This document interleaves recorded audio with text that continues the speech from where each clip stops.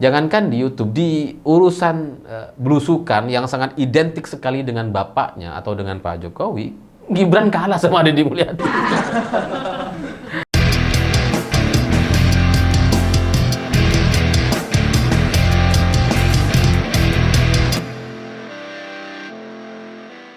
Selamat malam semuanya. Hari ini video atau konten Gibran di YouTube semakin mendapatkan banyak sekali dislike.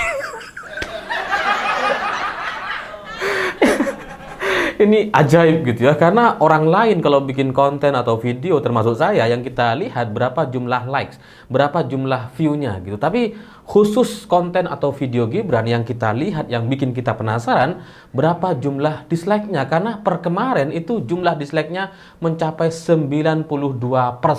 Dan ternyata hari ini masih bertahan dan tambah banyak. Ya, karena kalau kemarin itu jumlah like-nya sekitar 2.000-an dan yang dislike 32.000. Nah, sekarang sudah lebih 40.000. Jadi ini konten yang unik sekali dan lucu sekali di YouTube, karena ya biasanya normalnya gitu yang namanya konten yang ada di YouTube itu ya biasanya lebih banyak yang like gitu, ataupun kalau misalkan nggak ada yang like gitu ya, nggak ada juga yang dislike gitu. Tapi khusus konten Gibran lebih banyak yang dislike. Banyak orang nggak suka, dan dari semua kolom komentar yang ada kalau kita baca itu mayoritasnya 99% itu menghujat Gibran. Mengejekin Gibran gitu, karena dianggap nggak pas atau terlalu dipaksakan. Ya karena memang sebenarnya Gibran ini kan memang orang yang kosong gitu. Dan itu seingat saya gitu ya, itu diketahui, disadari betul oleh tim komunikasinya. Karena ya saya dulu kan juga pendukung Pak Jokowi dan kenallah dengan beberapa orang yang menjadi stafnya Mas Gibran gitu ya. Jadi staf-stafnya itu mengerti betul bahwa Gibran ini nggak cocok kalau kemudian dia harus pidato, bikin konten video, nggak cocok gitu.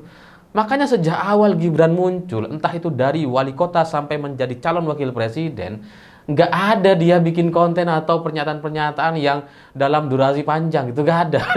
Karena nggak nyampe dia. Jangankan bikin 5 kalimat gitu ya, 1 kalimat pendek aja dia kesusahan gitu. Dan makanya Gibran kemudian meniru gaya bapaknya, meniru gaya Jokowi dengan cara melakukan belusukan, dengan harapan dia kemudian mendapatkan pemberitaan gitu ya, dengan bagi-bagi susu, bagi-bagi sembako atau bantuan sosial. Itulah yang dilakukan oleh Gibran. Persis seperti wajah Jokowi beberapa tahun yang lalu. Dan ini bahkan mendapatkan pujian dari Mbah Sujiwo Tejo gitu. Karena Mbah Tejo bilang bahwa ya mungkin Gibran terlihat sangat receh gitu ya. Dia bagi sembako, bansos, susu, nggak mendakik-dakik, nggak berteori-teori tinggi, tidak seperti para cendekiawan atau seperti para elit-elit yang lain. Tapi inilah cara Gibran, adalah cara terbaik yang tidak dimampu dilakukan oleh lawan-lawannya. Karena masyarakat tetap akan ingat dengan Gibran, karena dia real gitu. Dia ngasih susu, ngasih sembako gitu ya. Jadi nggak perlu mendakik-dakik. Dan Gibran posisinya akan sangat membahayakan di Pilpres 2029, karena dia benar-benar sudah menyentuh hati rakyat, kata Mbah Tejo. Jadi saya juga ngelihat Gibran dan timnya itu sudah sangat yakin betul dengan gaya komunikasi atau strategi yang mereka lancarkan sejak awal. Makanya kemudian setelah dilantik dia langsung belusukan gitu ya, langsung bagi-bagi susu, bagi-bagi makanan, ngawal makan gizi gratis, ngawal pembagian sembako dan sebagainya. Nah, menjadi aneh kalau kemudian tiba-tiba kemarin Gibran bikin konten di YouTube. dia mau sosokan kayak influencer gitu ya, kayak orang yang paham soal satu permasalahan, dan kemudian dia tampil dalam satu video yang sangat atraktif sekali editannya. Nah, ini ada apa gitu, dan itu yang membuat saya jadi merenung semalaman gitu ya, dan saya coba ingat-ingat ini ada kendala apa, ada masalah apa. Sebenarnya saya pengen tanya kepada teman-teman yang masih ngawal Mas Gibran gitu, cuma ya nggak enak kan. Situasi mereka lagi nggak oke itu. Mereka pasti lagi diomelin tuh, kok bisa yang dislike banyak ini. Percuma ya, ayo pakar komunikasi, profesor gitu. Percuma. Kasihan kalau, atau nggak enak saya kalau nanya ke teman-teman ini gitu ya. Jadi saya coba merenungkan sendiri, dan ya karena saya juga pernah terlibat dalam tim komunikasinya Pak Jokowi dulu, dan cara menghandlenya harusnya kurang lebih sama ya, karena kalau Pak Jokowi bicara itu pasti negatif itu. Jadi emang harus diakali betul bagaimana cara untuk kemudian supaya Pak Jokowi itu bisa disukai oleh masyarakat gitu ya di Pilpres 2015 dan 2019.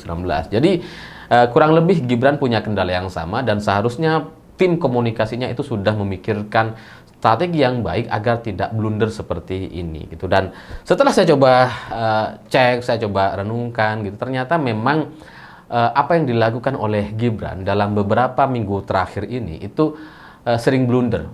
Ya sebenarnya dia itu meniru Jokowi gitu, meniru bapaknya banget lah, dengan belusukan, bertemu dengan rakyat, berkomunikasi dan sebagainya. Tapi belakangan malah ada beberapa blunder yang itu fatal sekali, ditertawakan, dan ini tidak pernah terjadi di eranya Jokowi. Dan kalau ngelihat dari biasanya kalau tim komunikasi melihat tokohnya atau kliennya itu bikin konten atau dalam sebuah acara, kita pasti akan sangat memilih sekali video atau foto yang bisa kita upload gitu. Dan Gibran ini nampaknya di banyak media gitu ya, di banyak video-video yang beredar itu wajahnya tuh nggak happy gitu, dia tuh nggak menjiwai, dia tuh kayak nggak seneng untuk datang ke atau turun atau belusukan ke masyarakat, tidak seperti wajah Jokowi yang nampak menjiwai sekali. Dan tatapan Gibran ini adalah tatapan yang kosong gitu, tatapan yang orang kayak nggak punya power gitu ya, nggak punya wibawa, nggak punya kekuatan atau mampu membuat kebijakan-kebijakan yang bisa langsung bermanfaat dan dirasakan oleh masyarakat. Dan itu sekali lagi tidak seperti bapaknya, tidak seperti Jokowi, tidak menjiwai, terus tatapannya kosong kayak nggak tahu mau ngapain, dan kemudian ya kayak nggak happy. Dan ya Gibran juga yang lebih buruk nampaknya dari beberapa video atau foto yang beredar, dia terlihat tidak sabar untuk mendengar keluhan-keluhan dari masyarakat. Makanya sampai pernah tuh Gibran dicuekin sama ibu-ibu gitu ya. Terus kemudian ada juga Gibran yang diomelin sama ibu-ibu. Males gitu. Itu benar-benar memalukan sekali, dan itu sekali lagi tidak pernah terjadi kepada Jokowi. Nah, setelah saya review terkait apa yang melanda Gibran dalam beberapa bulan atau minggu terakhir ini, itu juga ternyata ada faktor eksternal, tidak hanya faktor internal Gibran, tapi juga ternyata Gibran mendapatkan lawan yang sangat-sangat berat sekali kalau kita bicara soal belusukan, kalau kita bicara soal aksi turun ke bawah atau bertemu dengan masyarakat. Karena ternyata Gibran mendapatkan lawan yang sangat berat bernama Deddy Mulyadi atau Gubernur Jawa Barat.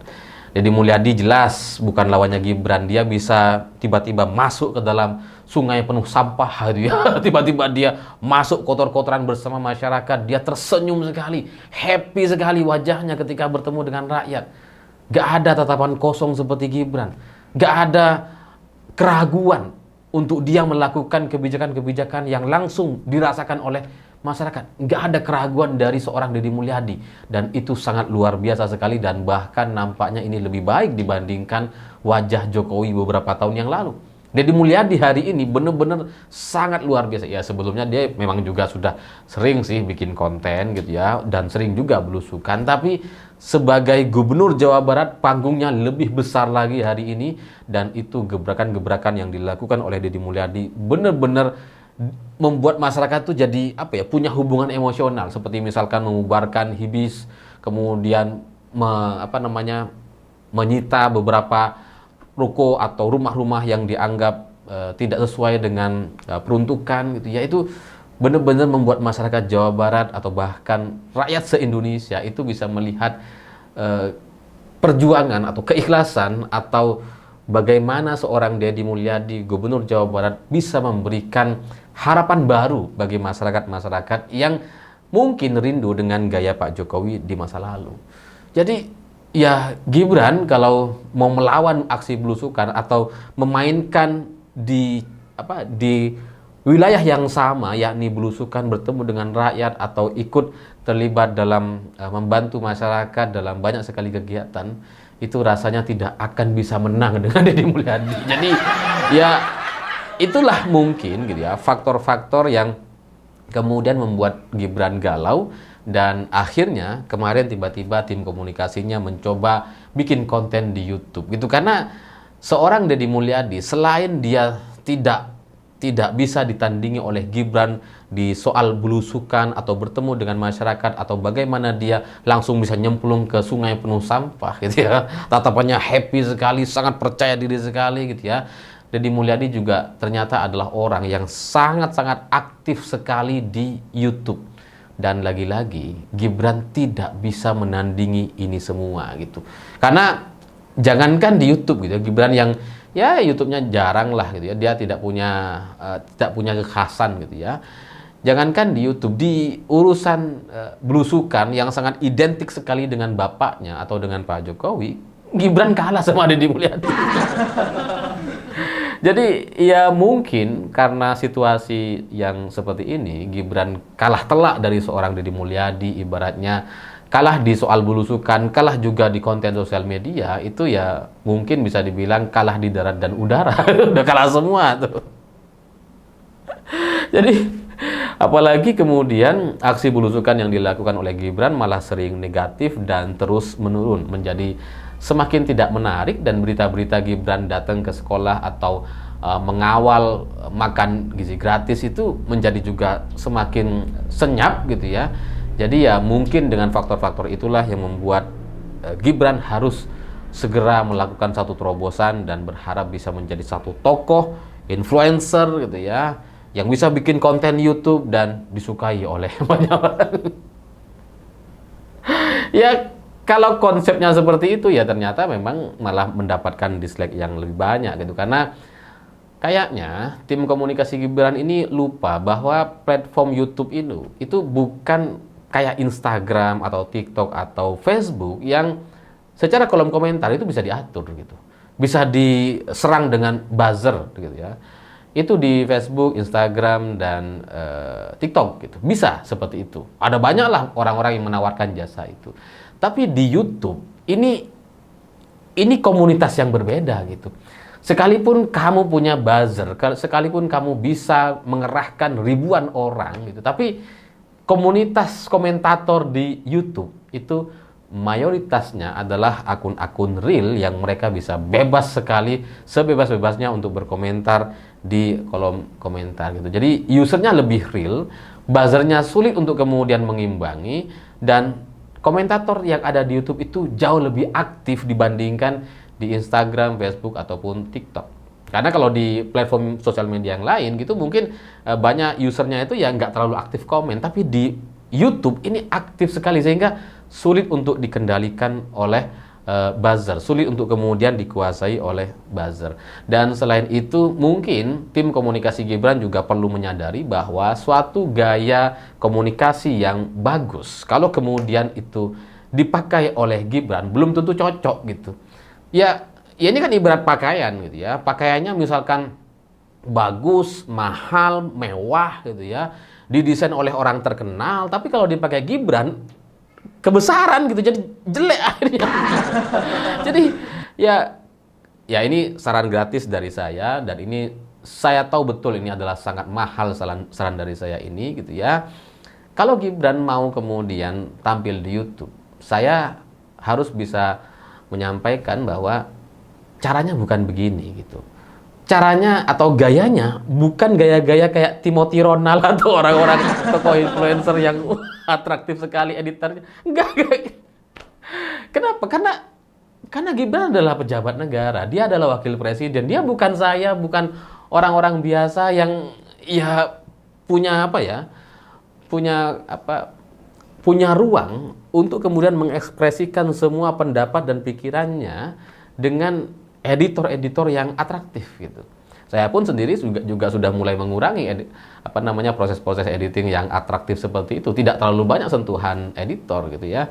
Jadi ya itu ada caranya gitu, dan nampaknya Gibran salah atau tim komunikasinya salah paham soal bagaimana mengemas sosok seorang wakil presiden Republik Indonesia ini gitu. Karena kalau kemasannya nggak pas ya jadi nggak pas gitu. Padahal untuk sebuah konten yang bisa disebut bagus, kalau kita mau mengibaratkan seperti baju tadi, itu tidak perlu mewah banget, tidak perlu kemudian besar sekali, nampak mendaki-daki, enggak gitu ya. Yang terpenting adalah supaya konten itu bisa bagus adalah pas gitu, sesuai gitu. Ibaratnya kita mau main bola nih, ya harus pakai jersey bola. Kalau pakai jas bagus memang, tapi nggak cocok jadi gitu ya. Mau jadi pelatih pun nggak cocok kalau di Indonesia, kepanasan soalnya gitu. Jadi ya konten atau gaya komunikasi yang mau dimainkan oleh Gibran atau pejabat yang lain juga gitu ya, itu perlu sangat disesuaikan dengan profilnya. Harus melihat bagaimana karakter dan orangnya dan bagaimana orang ini dikenal. Nggak bisa kemudian karakter yang sudah begitu mendalam dari seorang Gibran yang ya terkenal dengan dicurigai sebagai fufu fafa yang ya, gaya-gayanya tengil seperti itu, terus kemudian mau sok-sok wah elit, mau sok-sok kayak wah narasinya mendaki-daki, nggak bisa gitu. Ya tapi sekali lagi ini adalah saran yang gratis dari saya karena hari ini adalah hari ulang tahun saya kasih gratis saja, dan kalau butuh saran lebih banyak lagi kayaknya Anda harus bayar mahal. Saya pikir itu, terima kasih sudah menonton. Begitulah kura-kura.